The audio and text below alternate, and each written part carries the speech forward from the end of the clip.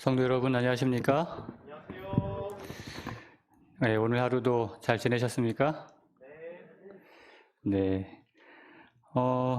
하루하루를 잘 지낸다는 것은 뭐 늘 있는 일이지만 또 우리가 생각 없이 그냥 하루를 보내지만 정말 감사한 일입니다. 하루가 무사히 아무 일 없이 뭐 어떤 일이 있었는지 생각도 안 날 만큼 그렇게 그냥 지나간다는 것이 생각해 보면은 참 감사한 일이고 정말 고마운 일입니다. 그렇지 않습니까? 오늘 하루도 여러분 오늘 하루 뭐 했지 이렇게 생각해 볼 때 뭐 별로 생각나는 게 없으면 감사한 겁니다. 특별히 막 생각나고 특별한 일이 있고 막 이러면은 좀 오늘 하루는 고달팠다는 거거든요. 그런 고달픈 일 없이 어떤 고난 없이 고통 없이 하루를 무사히 보내신 여러분들에게 하나님께서 약속하신 은혜와 또 성령 하나님의 임재하심이 우리의 마음속에 있게 되기를 간절히 바랍니다. 오늘은 룻기 연구 세 번째 시간입니다. 우리가 사사시대 때 한 가정에 있었던 일을 통해서 하나님께서 붙드시는, 하나님께서 역사하시는, 하나님께서 구원하시는 그 구속의 역사를 다시 한번 또 확인할 수 있습니다.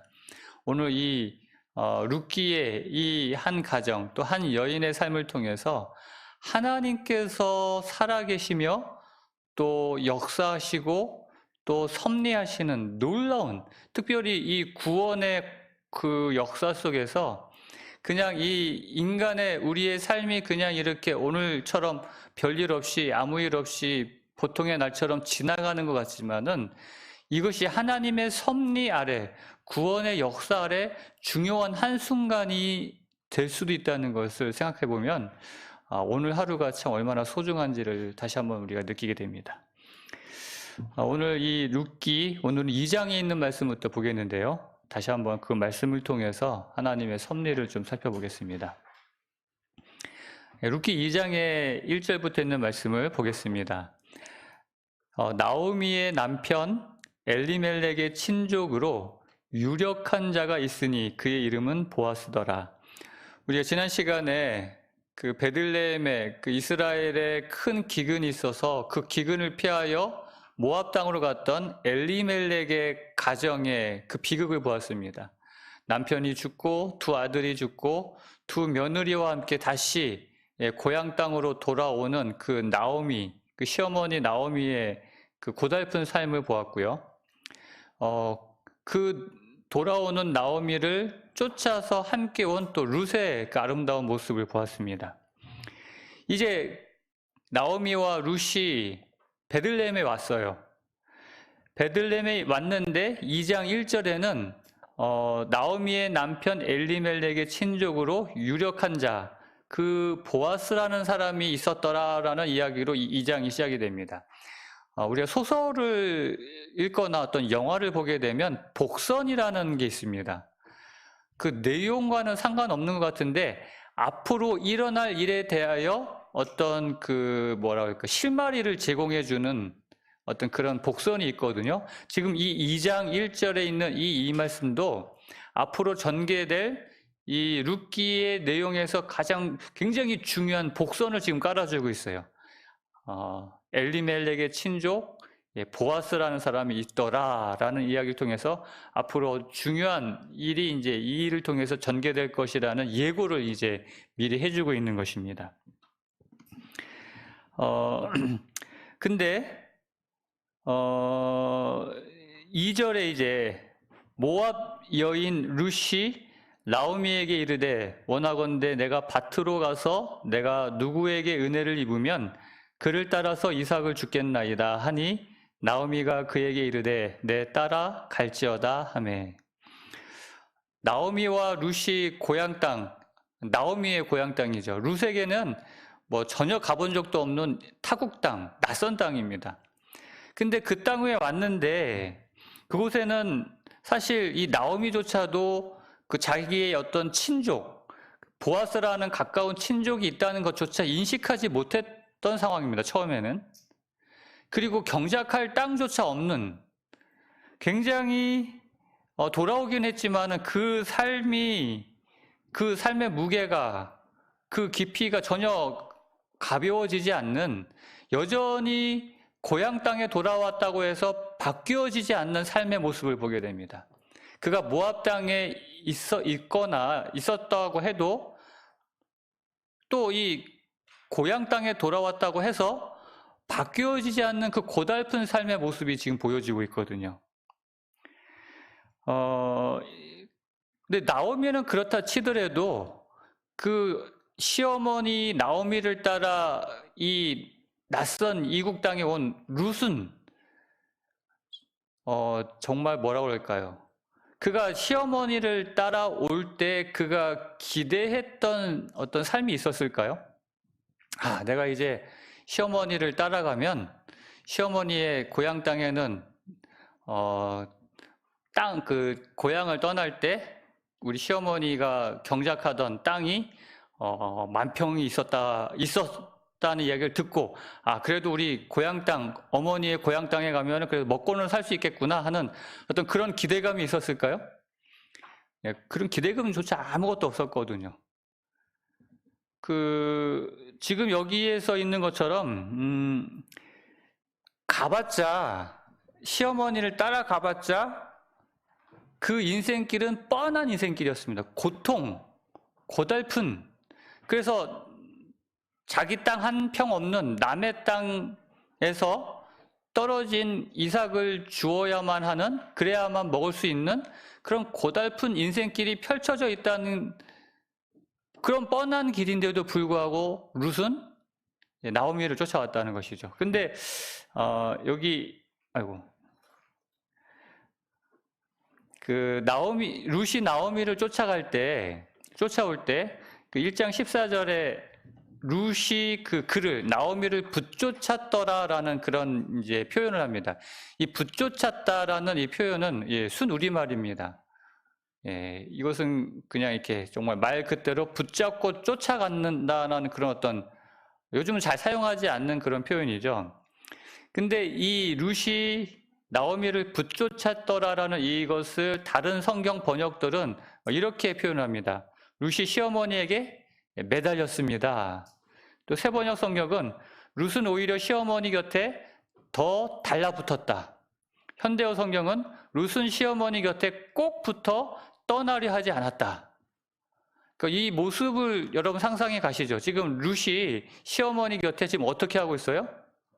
매달리고 착 달라붙어가지고 떠나려 하지 않는, 어떻게 해서라도 어머니 곁에서 진짜 떨어지지 않으려는 이 룻의 모습을 보게 됩니다. 조금 전에도 얘기했지만 룻이 고향 땅에 돌아가면 그가 어떤 재산이 있거나 땅이 있거나 집이 있거나 해서 고향 땅에 가면 지금보다 더 나은 삶이 보장되어 있어가지고 하는 그런 마음이 아니에요.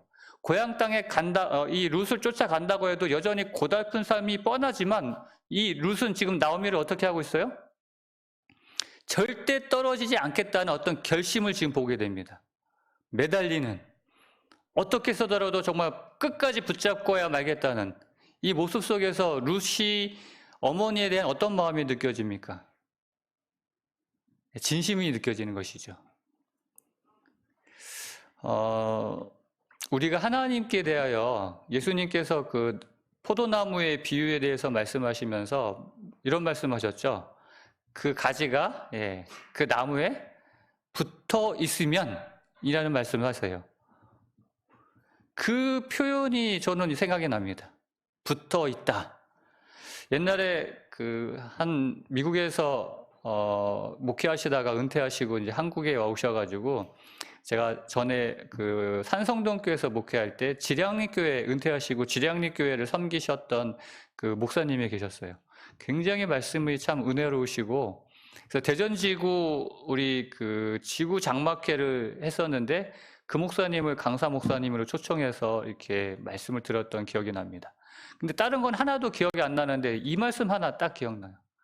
무슨 말씀이냐면은, 어떻게 해서라든지 예수님께 붙어만 있으라. 제발 여러분, 예수님께 붙어만 있게 되기를 간절히 바랍니다.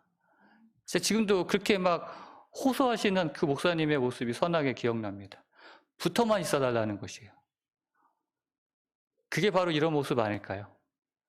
예.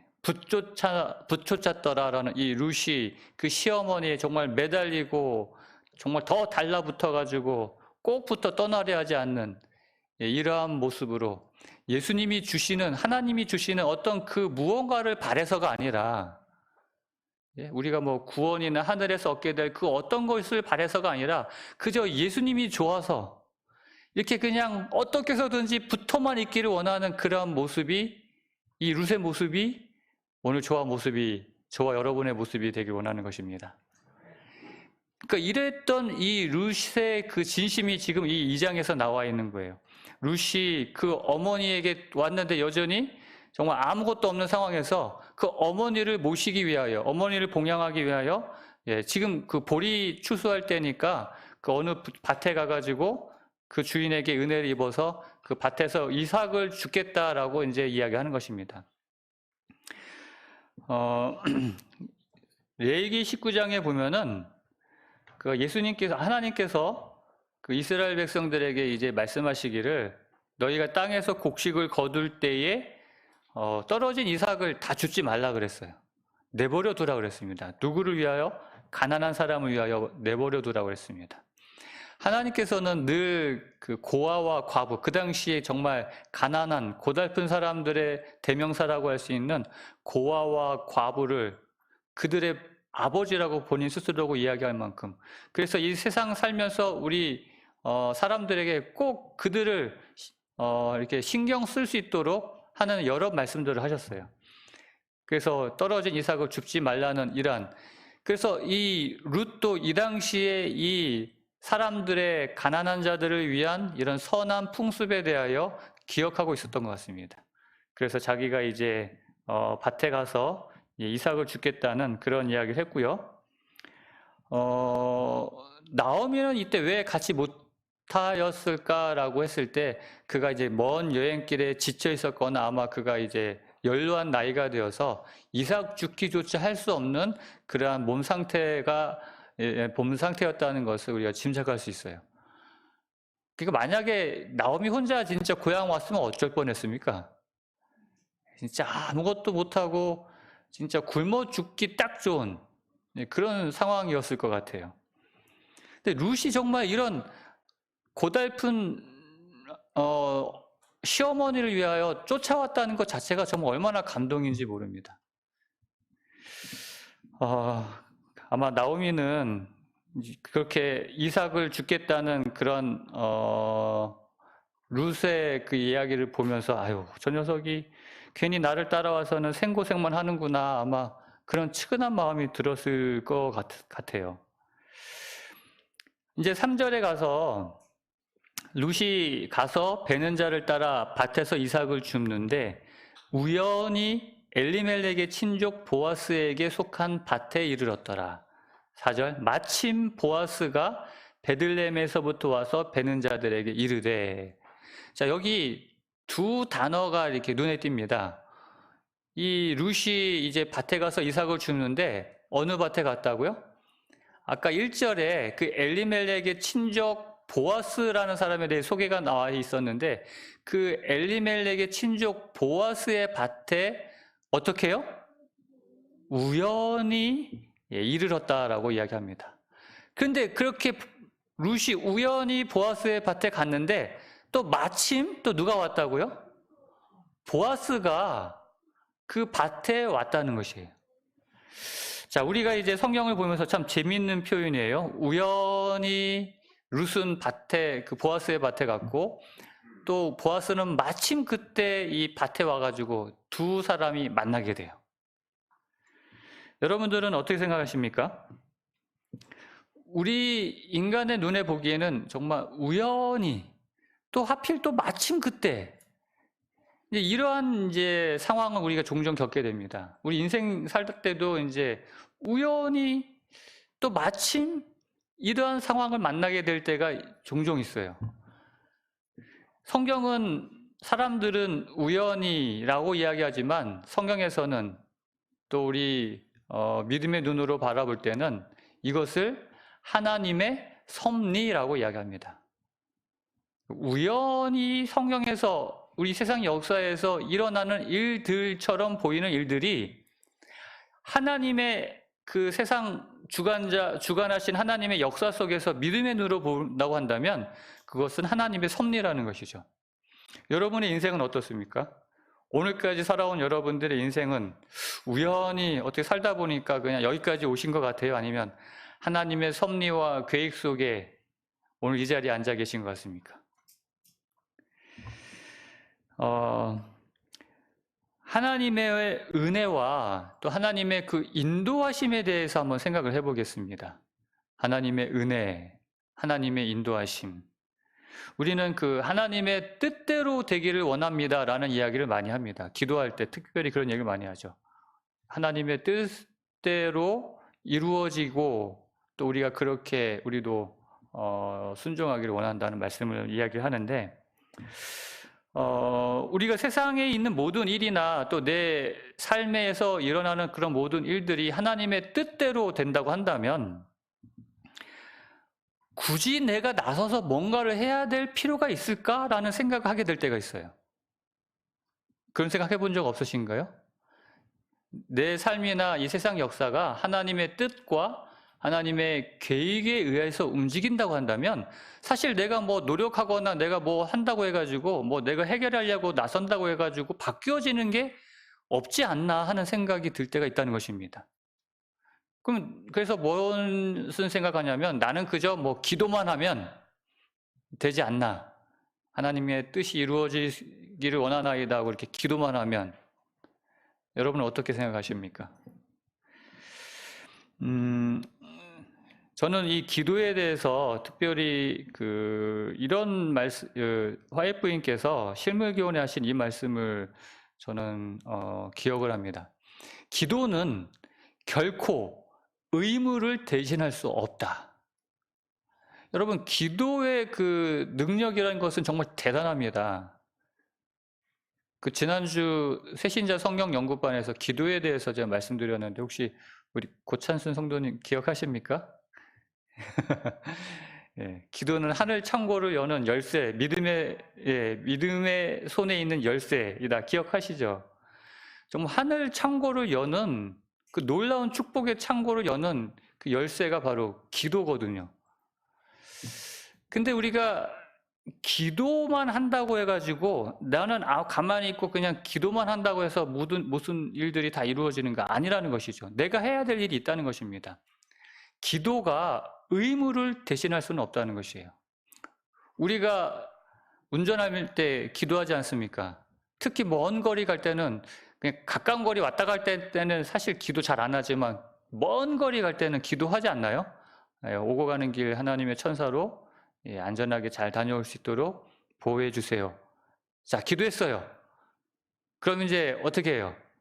오고 가는 길 동안 이제 어떻게 운전해도 뭐 상관없습니까? 기도했지만 내가 해야 할 일은 있어요. 나는 어떻게 해야 돼요? 안전운전 해야 돼요. 기도했다고 해서 뭐 그냥 과속해도 되고 하는 게 아니라는 것이죠. 여러분, 자고 일어났을 때 아침에 항상 우리 집사람이랑 저랑 아침 예배 드릴 때 기도하는 내용 중에 지난 밤 사이에 무사히 잘 보호해 주시고 새날 맞이할 수 있도록 도와주셔서 감사합니다. 꼭 그 기도를 합니다. 그러니까 지난 밤 사이 하나님께서 보호해 주신다는 그런 약속을 믿고 우리 편안하게 잠들잖아요. 하나님이 보호해 주신다는 약속 믿고 문도 안 잠그고 그렇진 않잖아요. 기도한 다음에 문도 뭐예요? 잠궈요. 우리 어제 외출할 때도 마찬가지고. 그러니까 기도가 내가 해야 할 문을 잠그고 안전운전 해야 되는 이런 의무를 까지 대신하지는 않는다는 것입니다. 우리가 하나님의 은혜와 하나님의 섭리를 우리가 생각할 때에 이 룻에게서도 마찬가지의 모습을 볼 수 있어요. 나오미나 룻이나 이 성경을 통해서 보면은 하나님을 믿는 사람임을 우리는 볼 수 있습니다. 룻도 이방 여인이긴 했지만 나오미가 너 니네 집에 가라. 나는 가봐야 아무 별 볼 일 없다 해서 떠나라 했을 때 내가 어머니를 떠나면 하나님이 나에게 벌을 내리시기를 원하나이다 하면서 자기의 모압신을 얘기하지 않고 하나님을 이야기합니다. 룻도 이제 하나님을 믿는 사람이라는 것을 알 수 있어요. 그러니까 하나님에 대한 믿음과 그래서 하나님에 대하여 했을 거예요, 분명. 그 베들레헴에 와서도 아무것도 없는 그 상황에서 하나님 우리를 인도해 주시고 은혜 주시고 보호해 주시고 앞으로 어떻게 먹고 살아야 될지 정말 막막한 상황에서 우리를 먹여 살려 주시고 일용할 양식을 주시고 그런 간절한 기도를 했을 것이라는 겁니다. 기도하고 우리 기도했으니까 됐다. 기다려보자. 지금 볼이 추수할 때니까 누군가가 아마 우리에게 볼이 갖다 줄 거야. 기다려보자. 이렇게 하지 않았다는 거예요. 기도하고 뭐 했다고요? 볼이 이삭 주스로 나갔다는 겁니다. 오늘 이 모습 속에서 하나님의 기적은 보이지 않는 가운데 전진하는 자만이 경험할 수 있는 것이라는 것을 다시 한번 깨닫게 됩니다. 다시 한번요. 하나님의 기적, 우리가 이 세상에 살아가면서 하나님의 인도하심, 하나님의 그 섭리, 이것은 앞에 아무것도 안 보여요. 깜깜하다 할지라도 앞으로 나아가는 자에게 경험되어지는 것이라는 것이죠. 가만히 앉아 있으면 절대 그런 기적을 경험할 수 없다는 것입니다. 우리가 기도했다고 끝나는 것이 아니라 기도하고 뭐 해야 돼요? 일어나 보리 이삭 주스로 가야 된다는 것입니다. 이것이 오늘 우리가 본문에서 깨닫게 되는 또 놀라운 말씀 중에 하나라는 것입니다. 그래서 히브리서 11장 1절은 믿음은 바라는 것들의 실상이요 보이지 않는 것들의 증거다라고 말씀하고 있어요. 이게 바로 믿음이라는 것이죠. 믿음이란 바라는 것들을 사실로 만들어버린다는 것이에요. 우리가 정말 간절히 바라는 것들이 사실로 이루어지게 하는 것, 그게 믿음이라는 것이고, 믿음이라는 것은 보이지 않는 것처럼 보이는 그 아득한 것들이 보일 수 있는 정말 그 증거가 되는 것이 믿음이라고 하는 것입니다. 그래서 우리가 믿기 때문에 가만히 있다는 것, 이것은 믿음이 아니라는 것을 우리가 기억해야 되고요. 믿음이라는 것은 믿기 때문에 움직이는 것, 그래서 은혜를 받았기 때문에 더 적극적으로 살아가는 것, 그것이 믿음이라는 것을 우리가 기억하게 되길 바랍니다. 신앙은 정말 삶 그 자체입니다. 그냥 생각만 하는 것, 그것이 신앙이 아니라는 것이죠. 생각만 해가지고 이루어지는 것, 모든 것이 그냥 저절로 이루어지는 것이라고 생각해서는 안 된다는 것입니다. 우리가 믿기 때문에 그 믿음대로 살아가고 그 믿음대로 경험하는 것이죠. 바로 이것이 믿음의 삶이라는 것을 기억하시고, 혹시 우리 가운데 정말 삶이 캄캄하고 아무것도 보이지 않는 그러한 해답 없어 보이는 그런 상황에 있는 분이 계시다고 한다면, 오늘 이 룻도 그랬잖아요. 베들레헴의 어머니 따라왔지만 캄캄한 인생길 앞에서 정말 포기하지 않았다는 것입니다. 일어났고 그 다음에 전진했고, 바로 그때 룻은 그 하나님의 놀라운 섭리와 인도하심과 은혜를 경험하게 되는 것을 이제 우리가 확인하게 됩니다. 오늘 우리의 삶에도 이런 하나님의 은혜와 축복이 한없이 부어지게 되기를 간절히 축복합니다. 그래서 여러분들의 그 지쳐있는 그 자리에서, 캄캄한 그 자리에서 그냥 주저앉아 있지 마시고 일어나시게 되길 바랍니다. 그리고 나아가시게 되길 바라고, 정말 보리 이삭이라도 죽겠다는 그 마음으로 일어난다면 바로 그것이 우리가 보기에는 우연한 것 같은 어떠한 일이 일어난다 할지라도 일어나는 것 같지만, 마침 하나님께서는 그때 보아스와 같은 사람을 보내어서 우리에게 이 자리에서 일어나는 그런 어떤 상황에서 경험할 수 없는 놀라운 은혜들을 만나게 할 수 있다는 것, 그것을 우리가 경험하게 되길 간절히 바랍니다. 이제 4절에 마침 보아스가 베들레헴에서부터 와서 베는 자들에게 이르되 여호와께서 너희와 함께 하시기를 원하노라 하니 그들이 대답하되 여호와께서 당신에게 복 주시기를 원하나이다 하니라.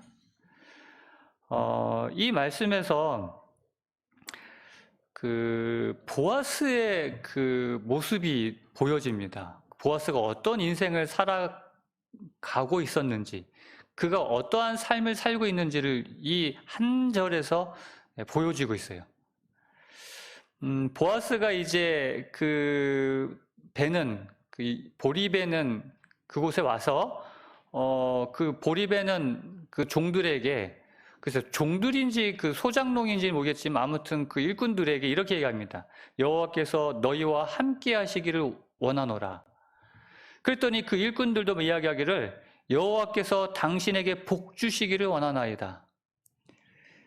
굉장히 여러분 어떻습니까? 이 모습을 보면서 훈훈한 마음이 들어요.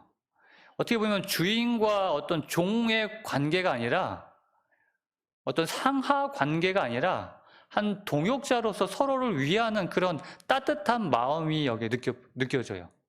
근데 이러한 훈훈한 모습은 사실 누가 만들어내는 것입니까? 항상 무언가를 소유한 사람, 힘이 있는 사람, 가진 사람들이 어떻게 해야 하느냐에 따라서 이런 그 분위기가 결정돼요. 맞나요? 아무것도 없는 사람이 아무리 따뜻한 분위기, 훈훈한 분위기 만들고 싶지만 그거는 그 사람의 힘이 미치지 않아요. 힘이 있는 사람들이, 권세가 있는 사람들이, 가진 것 있는 사람들의 그 모습 여하에 따라서 그곳의 분위기가 결정된다는 겁니다.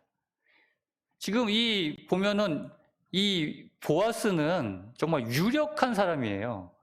가진 사람이고 권세가 있는 사람인데 이 사람이 정말 따뜻한 말 한마디, 그 정말 어떻게 보면은 함부로 대해도 되는 그런 종들에게 여호와께서 너희와 함께 하시길 원하노라. 이 따뜻한 신뢰의 말 한마디에 거기서 일하는 사람들도 정말 온전히 신뢰하는 그 주인에 대하여 정말 전적인 신뢰의 모습을 보게 됩니다. 여호와께서 당신에게 복 주시길 원하나이다. 그냥 의뢰하는 말이 아니라 서로가 서로에게 정말 신뢰와 정말 존경과 위하는 마음을 가지고 하는 그런 어떤 마음들이 느껴져요. 근데 이런 모습들을 지금 누가 보고 있을까요? 지금 그 밭에서 일하는 룻이 보고 있었을 거예요. 그렇죠? 지금 그 밭에서 일하는 사람들 그냥 일하고 있는데 갑자기 누군가가 왔는데 밭에서 좀 막 소란소란스러운 거예요. 그 주인이 왔는데 밭에서 일하는 사람들이 못 본 척 하겠어요? 아, 주인 왔다.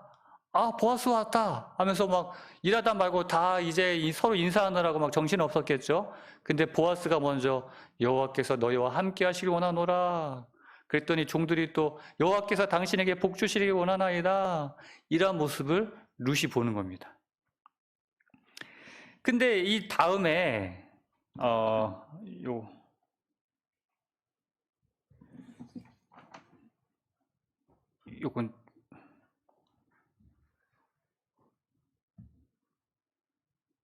요 먼저 해야겠네요. 보아스가 베는 자들을 거느린 사환에게 이르되 이는 누구의 소녀냐 하니 베는 자를 거느린 사환이 대답하여 이르되 이는 나오미와 함께 모압 지방에서 돌아온 모압 소녀인데 그의 말이 나로 베는 자를 따라 단 사이에서 이삭을 죽게 하소서 하였고 아침부터 와서는 잠시 집에서 쉰 외에 지금까지 계속하는 중이니이다. 이제 보아스가 이제 자기 밭에 와서 이제 일이 잘 되어지고 있는가 이렇게 보았는데 낯선 한 이제 소녀를 이제 한 여인을 보게 된 것이죠.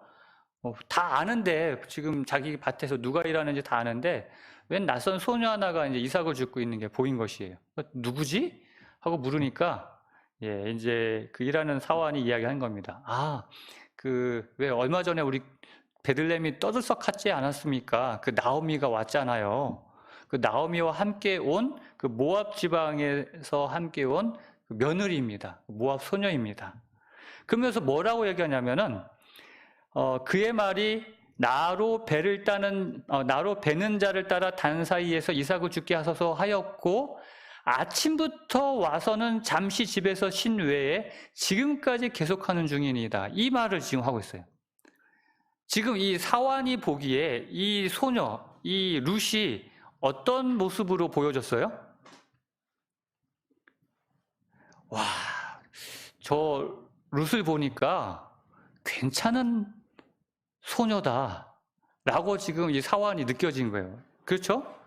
지금 이 말은 누구냐 했을 때 그냥 모압 지방에서 나오미와 함께 돌아온 모압 소녀입니다라고 여기서 끝날 수 있었어요. 근데 한마디 더 붙여요. 근데요, 와, 아침부터 와가지고 잠깐 여기서 집이라고 했는데 그 나오미의 집이 아니고 그 밭에서 잠깐 일꾼들이 쉴 수 있도록 그 움막 같은데 이제 거기를 말하는 겁니다. 거기서 잠깐 쉬고는 하루 종일 지금까지 쉬지 않고 일하고 있습니다. 그러니까 근면성실한 그런 모습에 지금 이 사환도 감탄하고 있었다는 것을 보게 돼요. 그렇죠? 그러니까 이것을 지금 종에게 얘기했는데 그 이야기를 들은 이 보아스가 보기에 이 룻에 대한 첫인상이 아마도 굉장히 좋았겠죠. 그러니까 첫인상이 굉장히 중요한 겁니다. 지금 이 룻도 그 밭의 주인인 보아스에 대한 그 인상이 굉장히 좋았어요. 그 종들과의 그 돈독한 관계를 통해서 야, 돈만 하는 그런 주인이 아니구나. 굉장히 따뜻한 사람이구나. 이 보아스도 그 낯선 한 이방 여인에 대하여 굉장히 성실하고 괜찮은 사람이구나 하고 느껴졌다는 것이죠. 우리가 지금 이 두 사람의 첫 만남을 보게 되는데 그 첫 만남의 모습 속에서 지금 서로가 서로에게 좋은 인상을 주고 있는 모습을 보게 되는 것입니다. 우리가 이 땅에서 살아가면서 많은 사람들을 만나게 돼요. 그러니까 만남의 연속이죠. 근데 우리가 만남에 있어서 특별히 하나님 안에서 특별히 또 하나님의 구속사를 이루는 하나님의 이 선악의 대쟁투에서 우리가 함께 동역하는 입장에서 우리가 신앙 안에서 만남은 어떤 모습으로 우리가 다른 사람에게 내 모습이 비춰지는가를 생각해 볼 필요가 있습니다. 어떤 책에서 한국 사람들의 예절은 바리새인의 예절이다라고 하는 것을 제가 본 적이 있어요. 바리새인의 예절이 뭡니까? 그 바리새인들의 모습은 어떤 모습이죠? 겉과 속이 다른 사람이라는 뜻이에요. 보기에는 어때요? 굉장히 예의 바르고 깍듯하고 예모 있는데 속은 뭐하다는 거예요? 그렇지 않다는 것이에요. 한국 사람들이 그렇다라고 이렇게 글쎄요, 그게 안 그랬으면 좋겠는데 여러분은 어떻게 생각하십니까? 우리 운전할 때 여러분 그 교회차를 이렇게 운전을 하다 보면은 저는 되게 조심스러워요. 이렇게 성도님들을 이렇게 같이 태우고 운전할 때는 그 접대 운전이라고 혹시 아십니까? 그 운전병으로 군대에서 운전하는 사람들은 아마 잘 알 거예요. 아마 이렇게 접대 운전이라고 있어요. 상사나 그러니까 이렇게 높은 사람을 태울 때는 정말 브레이크 하나 밟을 때도 가속 페달 하나 밟을 때도 굉장히 조심스럽게 합니다. 아주 정말 이 차가 움직이고 있다는 것을 느끼지 못할 정도로 아주 부드럽게. 그리고 뭐 갑자기 누군가 끼어들었다고 해가지고 막 그냥 뭐 그 큰 소리 이렇게 안 냅니다. 그렇죠? 그러면서 그냥 넘어가거든요. 근데 혼자 있을 때는 어떻게 할까요? 혼자 있을 때도 접대 운전 하나요? 부드럽게 출발하고 부드럽게 쓰고 막 콱콱 밟고 있지는 뭐 콱 밟고 콱 그냥 하고 막 끼어들 때 막 그냥 울그락불그락 하고 혹시 그렇지는 않는지 모르겠습니다. 아까 제가 요 사진을 먼저 보여드렸는데 그 36 서울병원 앞 교차로가 굉장히 복잡해요. 혹시 그 서울에 있는 그 36 서울병원을 가보신 분은 아시겠지만 36 서울병원에 들어가는 길과 그 옆으로 골목으로 들어가는 길 두 골목이 있고 그 좌회전하는 그 이제 신호가 있어가지고 그 앞에가 굉장히 그러니까 뭐랄까요? 굉장히 복잡해요. 그런데 우리 항상 하는 말이 있습니다. 목회자들 사이에서 혹시 그 36 병원 앞 교차로에서 뭐 접촉사고든 뭔 사고라도 나도 뭐 하지 말아라? 큰 소리 내지 말아라. 10중 8구 누구일 수 있다? 교인일 수 있다. 예. 예전에 실제로 그런 얘기 들었던 것 같아요. 그래서 그 앞에서 이제 사고가 났는데 서로 얼굴 붉혔는데 나중에 알고 보니까 목사님이고 어느 교회 장로님이고. 예. 그러니까 우리가 살면서 요즘 그 인터넷 그 댓글 다는 문제로 굉장히 그 뭐라 할까요? 사람들이 사회 문제화되고 있어요. 예전에는 댓글창이 다 오픈되어 있었는데 지금은 그 연예인 기사나 그 스포츠 기사와 관련돼서 댓글창이 지금은 가려져 있습니다. 댓글을 못 쓰게 돼 있어요. 하도 막 거기에 그냥 연예인이나 스포츠 그 선수들에 대하여 막 뭐만 하면 막 그냥 악성 댓글을 달면서 그것을 읽은 이 연예인들 또 스포츠 그 선수들이 마음에 상처를 받고 극단적인 선택까지 하니까 아예 그걸 그냥 닫아버렸어요. 못 쓰게. 사람들은 보이는 앞에서는 그냥 너무 신사적인데 보이지 않는 익명성이 있을 때는 막 한다는 거예요. 그냥 막 폭언을 하고 막 진짜.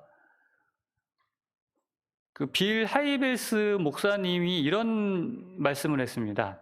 아무도 보는 이 없을 때 당신은 누구입니까? 아무도 보는 이 없을 때 당신은 누구입니까? 여러분, 사람들 보는 앞에서 저는 박성준 맞아요. 늘 여러분들이 보는 모습 그대로인데 아무도 보는 이 없을 때 과연 나는 누구인가인 것이죠. 평소에 내가 맞는가 아니면 전혀 다른 또 다른 그 누군가로 변하지는 않는가? 여러분 어떻습니까? 오늘 우리가 그 라틴어로 코람데오라는 말을 혹시 여러분 들어보신 적이 있으실지 모르겠습니다. 코람데오라고 해서 하나님 앞에서라는 그런 말이에요. 우리가 누구에게 있든지 아무도 보는 사람 없든지 우리는 하나님 앞에 있다는 사실을 한순간도 잊어서는 안 됩니다. 하나님 앞에 있다고 한다면 우리는 이삭 하나 죽더라도 어떻게 해요? 그냥 뭐 대충 몇 가닥 죽고 그냥 뭐 저기 그늘 밑에서 쉬고 이게 아니에요. 최선을 다해서. 그리고 아무리 약한 자, 아무리 아무것도 아닌 별 볼 일 없는 사람 하나 만나더라도 최대한의 예의를 다해서 정말 깍듯하게 그렇게 예모 있는 모습으로 대한다는 것이죠. 그래서 골로새서 3장 23절에는 무슨 일을 하든지 마음을 다하여 누구에게? 주께 하듯 하고 또 사람에게 하듯 하지 말라 이렇게 말씀하십니다. 2022년도 우리 사업계획서 여러분 받아보셨겠지만은 그 표어가 혹시 여러분 무엇인지 기억하십니까? 그 앞에 표를 보시면 주님이 하듯이 주께 하듯이 예입니다. 주님이 하듯이 주님께 하듯이 이것이 2022년도 올 우리 홍성교회의 표입니다. 그러니까 주님께서 사람들에게 대하였듯이 이 세상에서 일하셨듯이 우리도 그렇게 하고 또 우리가 주님께 대하듯이 사람들을 대하고 그것이 오늘 우리의 모습이 되기를 원하는 것입니다. 오늘 이 보아스와 이 룻의 모습을 통해서 오늘 이러한 모습들 우리가 살펴보았는데요. 오늘 우리의 삶에서도 보아스와 룻의 만남과 같은 그런 축복된 만남이 있게 되길 바랍니다. 그런 축복이 오늘 저와 여러분들에게 함께 하길 바라고 정말 그렇게 하기 위해서는 평소에 우리의 삶의 모습이 어떠해야 하는가 그것이 중요한데 보아스처럼 룻처럼 우리의 평소의 삶이 골로새서 3장 23절에 있는 말씀처럼 정말 무슨 일을 하든지 마음을 다하여 주께 하듯 하는 사람에게 하듯 하지 않고 주님께 하듯 하는 그러한 마음가짐으로 우리의 삶이 그렇게 변화되기를 간절히 바랍니다. 마지막으로 이제 마무리하면서요. 오늘 본문의 말씀을 통해서 이 룻이 정말 낙담하거나 좌절하거나 하지 않고 그 자리에 일어나서 적극적으로 앞으로 나아감을 통해서 하나님의 그 인도하시는 섭리를 경험했던 것처럼 은혜를 경험했던 것처럼 오늘 우리도 믿음으로 전진하는 그래서 그런 은혜를 경험하는 저와 여러분 되시길 간절히 바랍니다. 그래서 주저앉아 있지 마시고 일어나서 앞으로 나아가시는 저와 여러분 되시기를 간절히 바라면서 하나님의 은혜를 경험하는 여러분 되시기를 축복하며 오늘 말씀을 마치겠습니다.